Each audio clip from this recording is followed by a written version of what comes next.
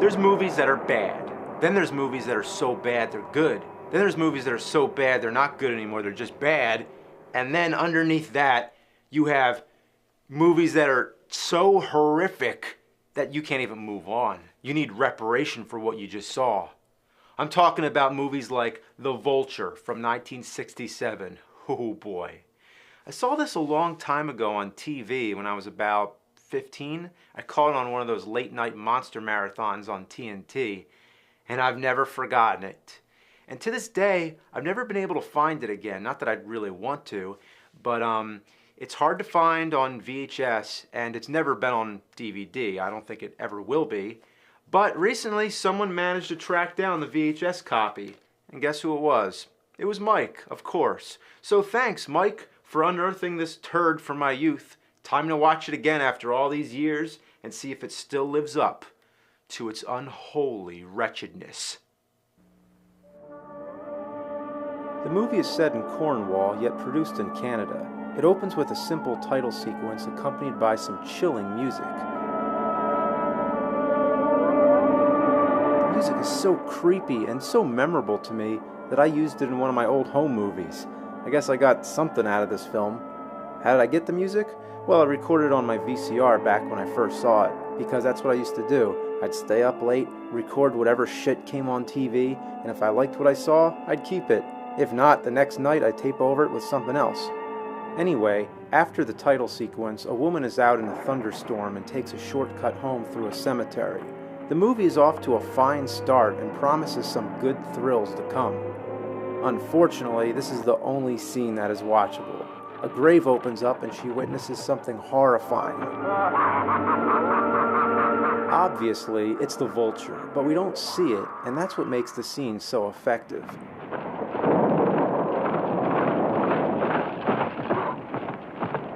The open grave is discovered, and we're immediately told all the backstory we need. The grave belonged to a man named Francis Rial, who was buried alive in 1749 by the Stroud family. The reason they buried him was because they suspected him of witchcraft. Also, they buried him with his pet Vulture and a chest full of his gold coins. Everyone thinks the grave was robbed for the gold coins, but no one can explain the missing corpse. The scared woman is in a hospital telling people she saw a bird with a human head come out of the grave. Of course, no one believes her. A mysterious man enters and delivers a scary warning, the only notable dialogue in the film. You saw something you shouldn't have. You should have kept your mouth shut.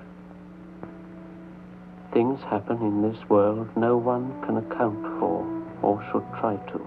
I don't know why, those lines just haunt me for some reason. When that grave is filled in, what they're frightened of now will be forgotten.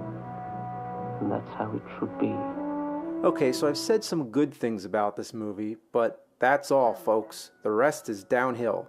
A nuclear scientist visits his wife's family, who happen to be the descendants of the Stroud family who buried Mr. Vulture, Francis Rial, alive. He starts playing detective and almost immediately figures out that there's a half-man, half-vulture flying around that was created by a nuclear transmutation experiment and is hell-bent on killing off the living descendants of the Stroud family. These include his wife Trudy and her two uncles, Brian and Edward. That's the premise. You get it. Now it's time to start addressing its flaws. First of all, the characters. They suck. There's no reason to care about any of these people. Trudy is especially lousy. You must listen, Uncle. This is very serious. It concerns me as well. The only decent actor is Broderick Crawford, who plays Brian Stroud. He doesn't do anything other than scoff at the Vulture stories, and when the scientist warns him to sleep with his windows shut, all he does is complain that he needs the windows open to sleep. Eric, I've been out all morning and I didn't sleep all night due to the closed windows. But at least he comes off natural. I never get the sense that he's acting. Don't open those windows. All right. Good night. In fact, he won Academy Awards for All the King's Men, including an Oscar and a Golden Globe. Let me tell you, Academy Award and The Vulture are two phrases that should never be mentioned within 5 minutes of each other. Also, there's Akam Tamaroff, who's not bad. He plays a professor who's a descendant of Francis Rial. Hint, hint. I find science fascinating. The character who gave the foreboding speech in the beginning is a complete waste. You trust that his purpose will be explained, that he has some kind of connection with the Vulture, but no, he's just a random guy who appears from time to time delivering threats to the other characters. I think he's just supposed to be some guy with psychological problems who likes the idea of a killer Vulture man and wants to see its vengeance through. This character would have been better left out of the movie. The biggest problem is that hardly anything ever happens. The movie is called The Vulture, but you never see the damn vulture until 48 minutes in when it claims its first victim. But don't blink. The vulture's second victim, you want to know how much you see of the bird this time? Here it comes. Get ready. Here comes the vulture. Oh no, it's this asshole again. More blah blah blah, blah blah blah, and next thing, he's dead. Missed it? That's because they never show it. All we get is a newspaper article. That's one way to make a movie, just cut around all the most interesting scenes. All throughout the film, people find feathers laying around and gold coins. It's nothing but clues to state the obvious. It's one thing to not show the monster too often. Yeah, you know, it's sometimes more scary to leave things unseen so that the audience can use their imagination. But this is all imagination. You have to imagine the whole movie. There's a lot of monster movies that cheat the audience by never showing anything, but The Vulture has got to be the absolute worst offender in this category. I'll prove it by actually timing it out. Let's see how long you see The Vulture.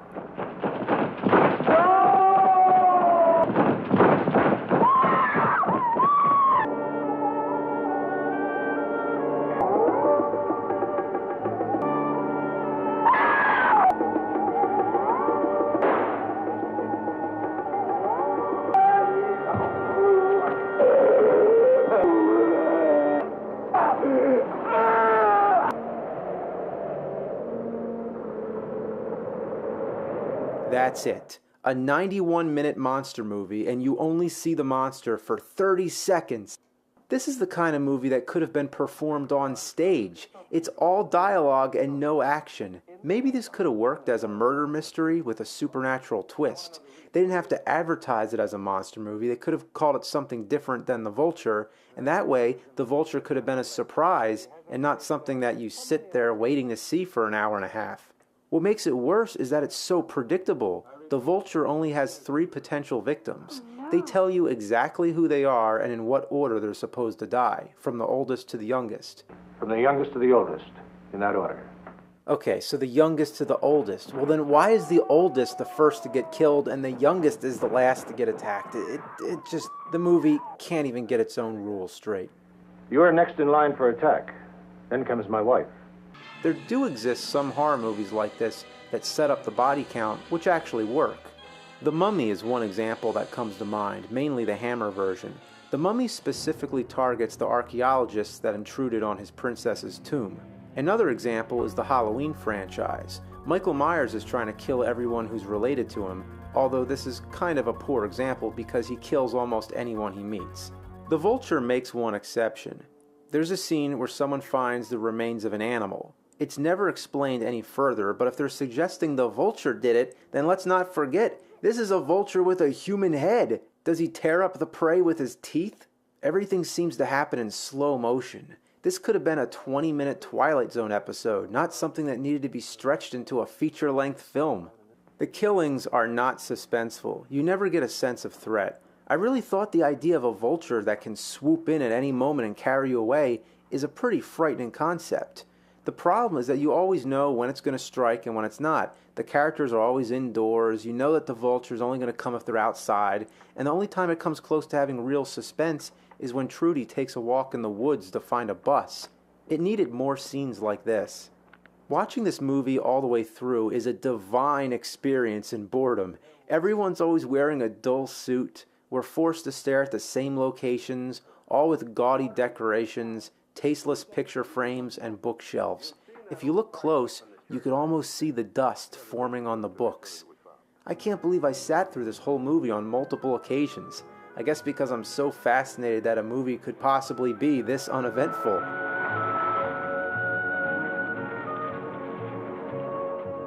And still, I'm trying to figure out the plot.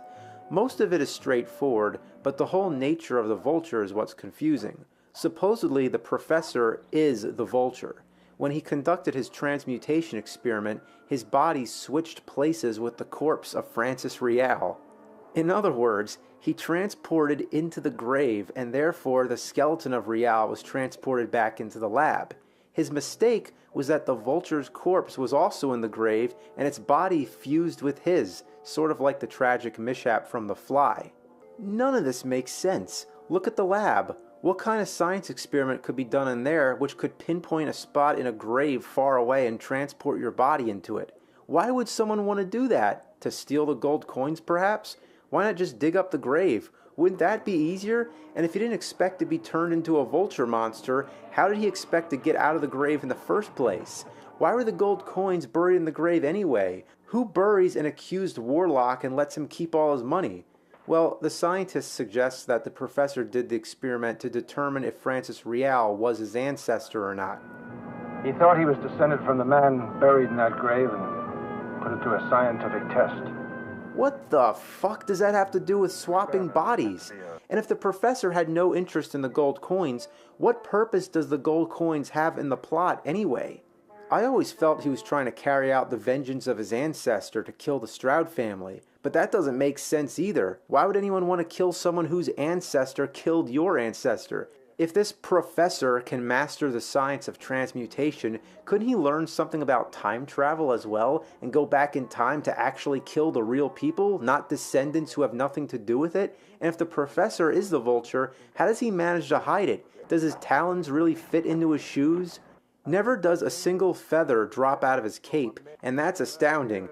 Never does he seem at all worried that someone's going to find out. He even tells the nuclear scientist where the cave is. That's like the villain telling the hero explicitly where the secret lair is. Why did he do that? The only time when his motives seem clear is when Trudy needs to use his phone. He tells her he doesn't have a phone and sends her on a bus. That's when he comes and carries her off. Why did he do that before? He had her at his house all alone. Why did he have to send her away? And why does he bring her to his cave without killing her? And guess what? The gun, Judy! The gun! She had a gun. She had a fucking gun, but she forgot. Of course, the man had to remind her to kill the monster, and he had to finish the job himself. Of course, the monster had to die from a bullet. It's the most lazy and cliché method to end the movie. They dispose of his body in the water, and then say they're going to tell the authorities. What will you tell the police? Everything. How much they believe is up to them. So do they want to keep it a secret or not? You don't hide the evidence if you're going to tell the police. Pick one or the other, you fucking morons. The plot is so incoherent and frustrating that it's immaculate.